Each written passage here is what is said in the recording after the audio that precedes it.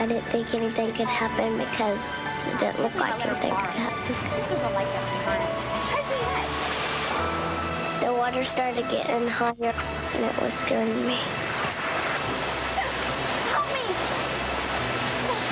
Turn my hand, Misha! Come on, get up, Misha! Come on! Misha, come on, get up! You can do it! Please, Misha! Come on! She was saying, help me, pull me up quick.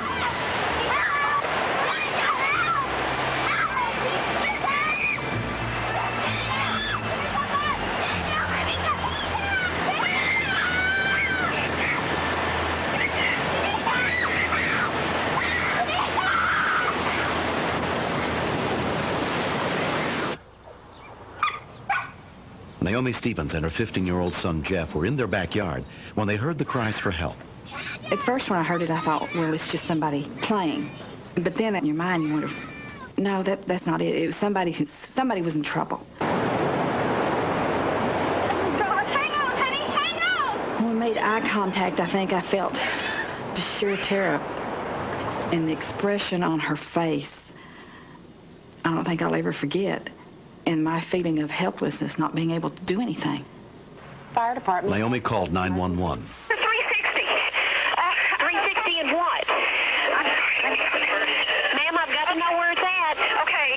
I live at 31 Cloverdale. Okay. Drainage ditch behind our house. Behind your house. A child. How old is it? I don't have any idea. I just heard a child screaming. Saw the child going down screaming. Okay, you did see the child in the... Yes, ma'am. Okay. Did it look like a small child or an older? Probably about 10 or 12. Don't let anybody get in there with them, or we'll have more people to get out. Okay, babe. All right, bye. Bye-bye. Neighbors Rick and Janice Cook spotted Jeff as he ran by their house.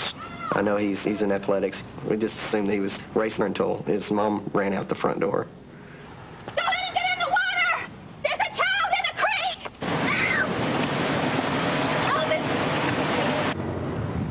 I was running down the street. I was hoping and praying that I'd get down there in time, that I could do something. And I was thinking, I'm not going to make it. I'm not going to make it.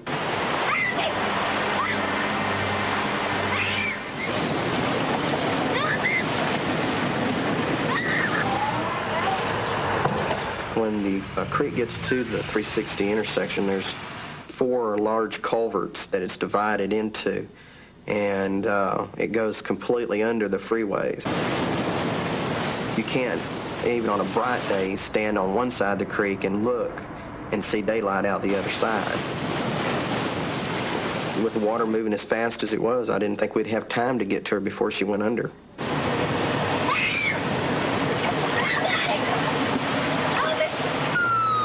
Rescuers with the Arlington Fire Department had no way of knowing where the girl was in the storm drain.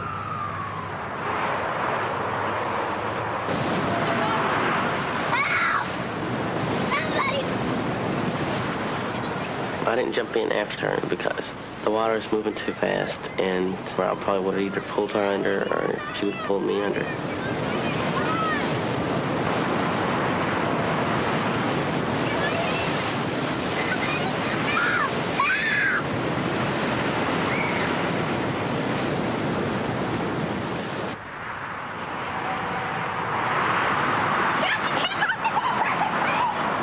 And when I get down there, he says, she's already gone under.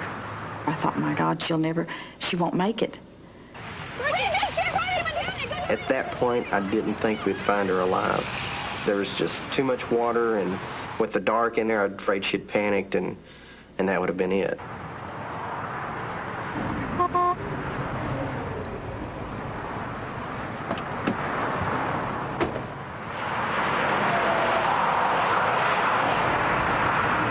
I just kind of figured the best place to go would be the last place where she would have to go through. By this time, I was crying because thinking about the mother of that child. How was she going to feel? What if something did happen? What if they didn't get there quick enough? What if they couldn't pull her out? And it was a very emotional time.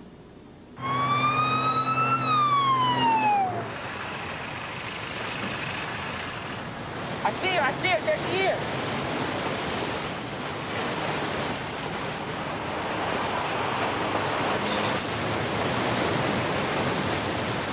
don't know what she was holding on to, but she was screaming, help me, I can't hold on much longer.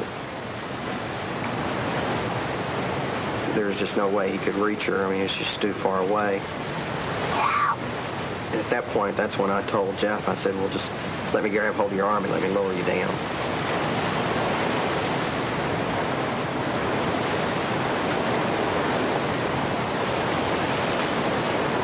She was just in panic. It was just sheer terror on her face.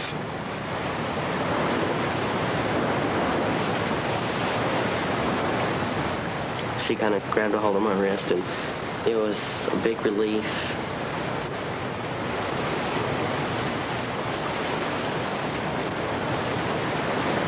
When we picked her up, and actually I was carrying her, she was still hollering for someone to get her out. She was hollering for help to get her out. So she was just in total hysterics. I had concerns that she had some sort of internal injuries, but I knew I had to keep her as quiet as possible and as still as possible.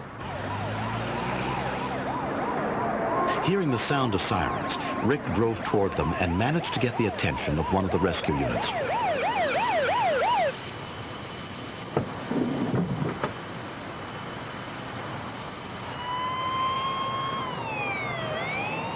When the young girl's mother, Claudia Riddle, was rushed to the scene, she had no idea what condition her daughter was in.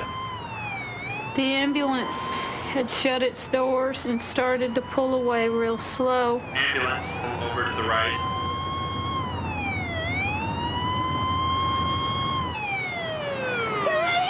I started to panic, and I ran up to the side of the ambulance, and one of the paramedics came out, and I was screaming and crying by then, and he said, Mrs. Riddle, calm down. We need to talk to you.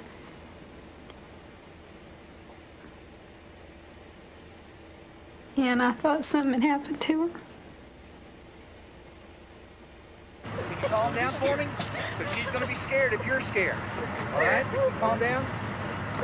And he opened the door. And, hi, Mom, look, I've got Snoopy Band-Aid. And I realized I was really lucky. Although the swift-moving waters carried 10-year-old Kamisha down the concrete ditch for several miles, she suffered only minor bruises. At one part, I just sat there and gave up.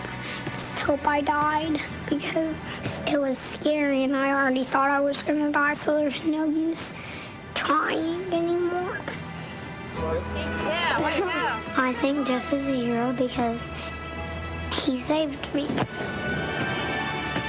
I learned that I'm able to do things that I didn't think that I would ever do.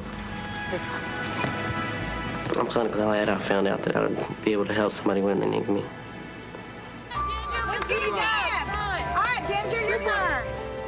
The feeling I felt, knowing that the child was all right, and then seeing him, and knowing what he had done, I was a very proud mother. I thought I was going to get my butt busted because I knew I was not supposed to play in the creek, and I did. I think it was dumb. I have learned not to take things for granted anymore. Because when you come that close to losing somebody you love, it makes you stop and think and appreciate things. Next.